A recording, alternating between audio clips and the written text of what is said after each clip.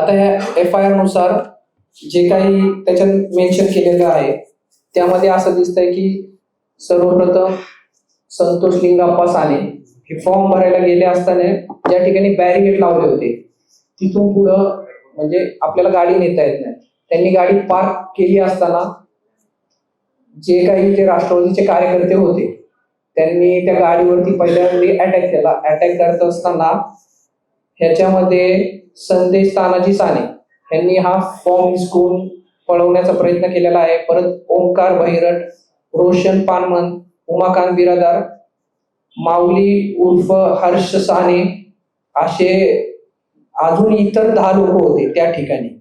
त्यांनी त्या गाडीवर म्हणजे तेव्हा फॉर्म पळवला, गाडीवरती दगडी घातली. काय आता मी तर आतमध्ये माझा फॉर्म भरतो, याच्यात जे आलेले FIR मध्ये मी ते तुम्हाला सांगितले.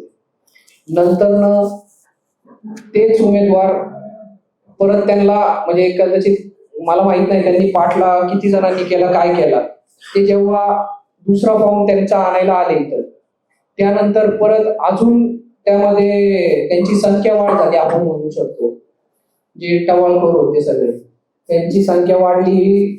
बरंच म्हणजे पहिले ते लोक होते पण अजून 10-15 लोक त्यांच्यामध्ये ऍड झाले. त्यांच्या गाडीचा पाठला केला आणि इथं येऊन त्यांनी माझे जे भाऊ होते हॉटेलमध्ये त्यांना देखील मारहाण केली.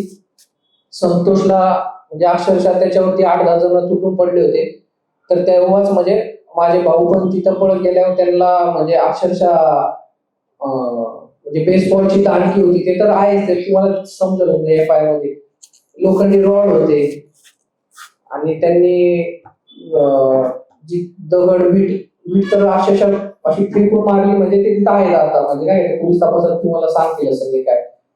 मग एखाद्याचं जर त्या केसमध्ये म्हणजे जर चुकून काही मोठं अनर्थ झाला असतं तर माझ्या मते अजून नाही का वेगळ्याच वळणाने जास्ती प्रकरण केलं असतं. आणि त्यामध्ये जे त्यांचे कार्यकर्ते होते त्यांची नावं आहे समर्थ मोरे, संदेश साने, विनायक बनसोडे, रोशन पानमन ही तर नावं आहेत. परत यामध्ये आहे ओंकार बहिरट आहे,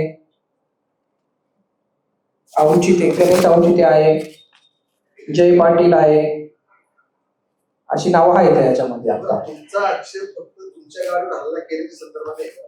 नाही आक्षेप म्हणजे ते माझ्या प्रॉपर्टी मध्ये घुसून म्हणजे हा मोठा आक्षेप आहे माझा. कारण की तुमचं तिकडे काय झालं ते म्हणजे मी तर म्हणून मला काही माहितच नाही. माझे भाऊ इथं होते हॉटेलमध्ये